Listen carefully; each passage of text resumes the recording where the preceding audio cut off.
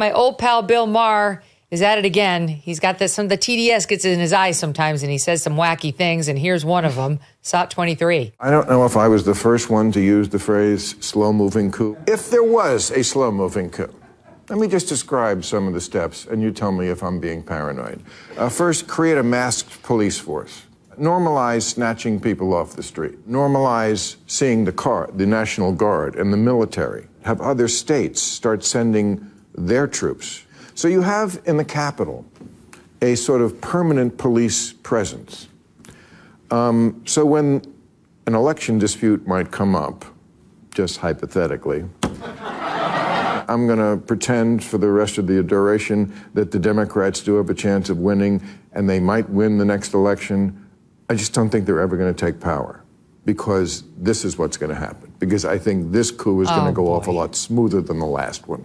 Oh, so you see, Trump's not going to leave office. And that's why he's bringing troops into D.C. so they can be permanently stationed there. So they can make sure he stays in office for a third term, even though it's unconstitutional. And the masked police, meaning the ICE agents whose homes are being doxxed, whose children are being harassed, they don't want to be doxxed by these illegals and the activists really around the illegals who are doing it. That's why the ICE agents are wearing the masks. That's been pretty clear. People have talked about that from ICE. The troops in D.C., again, we've gone over that here.